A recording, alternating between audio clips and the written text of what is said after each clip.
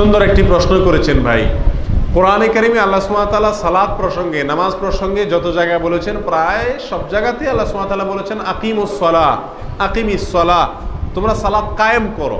এখন অনেক ভাই বলে থাকেন যে সালাত আল্লাহ পড়তে বলেন নাই, আল্লাহ কায়েম করতে বলছেন। তাহলে পড়া কি আর কায়েম করাটা কি?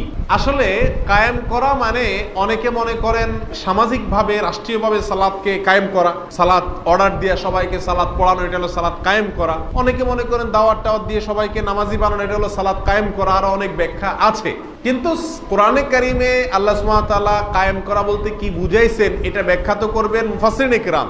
কোরআন ব্যাখ্যা যারা করেন তারা, যত তাফসিরের কিতাব আছে প্রায় সমস্ত তাফসিরের কিতাবগুলোতে সালাত কায়েম করার যে ব্যাখ্যাটা লেখা আছে, বিশেষ করে আমি নির্দিষ্ট করে যদি বলি তাফসিরে বাইদাবি একটি তাফসিরের কিতাব, সেখানে সূরা বাকারার প্রথম দিকের আয়াতগুলোর তাফসির প্রসঙ্গে ইকামাতুস সালাত, সালাত কায়েম করার মানে কি এটা বুঝাইতে গিয়ে ৬-৭টি ব্যাখ্যা এনেছেন। তার প্রায় সবগুলো ব্যাখ্যার মূল কথা একটাই, আয় আদা উহা বিহুকুকিহা, সালাত কায়েম করা মানে হলো সালাত যেভাবে পড়া দরকার ঠিক সেভাবে পড়া, তার সুন্নাত, নফল, মুস্তাহাব সবকিছু ঠিক রেখে আরকান আহকামগুলোকে যথাযথভাবে উত্তম রূপে সালাত আদায় করাকে বলা হয় সালাত কায়েম করা। সালাত কায়েম করা মানে যত রকমের ব্যাখ্যা প্রচলিত আছে এর বাইরে, সেগুলো বেশিরভাগই মন গড়া, এগুলো কোনো মুফাসসিরিনে কেরামের ব্যাখ্যা নয় এবং এগুলো কোরআন হাদিসের সাথে সঙ্গতিপূর্ণ নয়।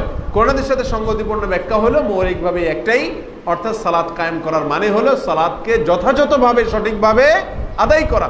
এখান থেকে আমরা এই বার্তাটাও পেলাম যে নামাজ শুধু পড়লেই হবে না, সঠিকভাবে, সুন্দরভাবে, যথাযথভাবে, দৃঢ়স্থিরতার সাথে সুন্নাহসম্মত উপায়ে নামাজ পড়তে হবে। তাহলে সালাত পড়া হবে না, শুধুমাত্র সালাত কায়েম করা হবে। আল্লাহ সুবহানাহু ওয়া তাআলা আমাদেরকে বুঝার তৌফিক দান করুন। অনেকেই দেখা যায় বিবাহের আগে হারাম সম্পর্ক ও জেনা করে, কিন্তু তারা আবার সালাতও পড়ে। সেই সালাত আল্লাহর দরবারে কবুল হবে কিনা?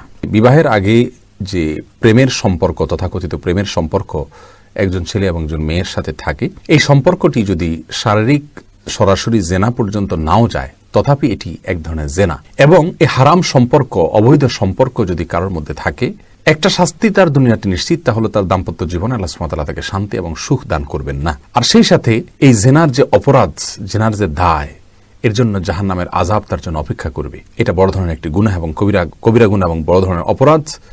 সেই সাথে যদি তিনি জেনা করছেন, অবৈধ সম্পর্ক রাখছেন কোনো মেয়ের সাথে, বিবাহ বহির্ভূত, একই সঙ্গে তিনি সালাত আদায় করছেন, এরকম যদি হয়, আমরা আপনার প্রশ্নের উত্তরে বলবো তার সালাত কবুল হবে না, সেটা বলা যাবে না। বরং সালাত একটি স্বতন্ত্র ইবাদত, বরং এই অবস্থায় তার আরো ভালোভাবে সালাত আদায় করা উচিত। কারণ ইন্নাস সালাতা তানহা আনিল ফাহশাই ওয়াল মুনকার, সালাত মানুষকে অশ্লীল এবং অন্যায় কাজ থেকে বিরত রাখে, ফেরত রাখে, বাঁচিয়ে রাখে। যার কারণে সালাতের ব্যাপারে তিনি আরো বেশি মনোযোগী হওয়া দরকার।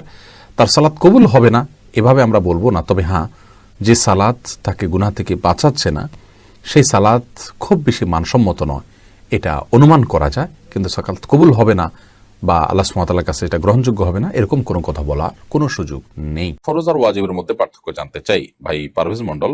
ফরজ এবং ওয়াজিব দুইটাই কিন্তু আবশ্যক, অর্থাৎ যেগুলো বাধ্যতামূলক করা হয়েছে আমাদের জন্য করা, সেগুলো হলো ফরজ এবং ওয়াজিব। পার্থক্য এতটুকু যে আমরা ফরজ যে আমলগুলো আছে সেগুলো কোরআন এবং হাদিসের আলোকে অকাট্যভাবে প্রমাণিত, সেটা হলো ফরজ। আর যেগুলো অকাট্যভাবে প্রমাণিত নয়, মানে ফরজের মতো ওইভাবে অকাট্যভাবে প্রমাণিত নয়, সেগুলো হলো ওয়াজিব। ওয়াজিবও আবশ্যক, ফরজও ওয়াজিব আবশ্যক।